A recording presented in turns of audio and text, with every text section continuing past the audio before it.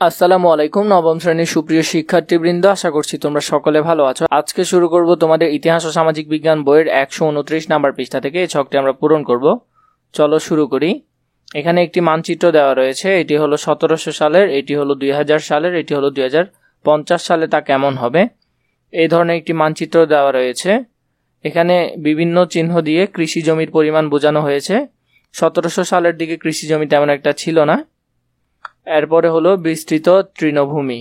তৃণভূমি মোটামুটি ছিল একটু একটু, এগুলো তোমরা দেখে নিবে। এখানে 1700 সালে মানচিত্রের ভূমি ব্যবহারের ধরন, 2000 সালে মানচিত্রে ভূমি ব্যবহারের ধরন, 2050 সালে মানচিত্রে ভূমি ব্যবহারের ধরন। 1700 সালে মানচিত্রে ভূমি ব্যবহারের ধরন লক্ষ্য করলে দেখা যায় যে অধিকাংশ ভূমি বা বনায়ন ও তৃণভূমি হিসেবে ব্যবহৃত হচ্ছে।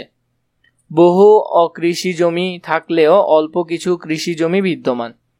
পৃথিবীর প্রায় বিভিন্ন প্রান্তে কিছু কিছু বিস্তীর্ণ তৃণভূমির অবস্থান লক্ষণীয়। 2000 সালে মানচিত্রে ভূমির ব্যবহারের ধরন, 2000 সালে পৃথিবীর মানচিত্র লক্ষ্য করলে দেখা যায় বনায়নে বিস্তৃত ভূমি ব্যবহৃত হচ্ছে।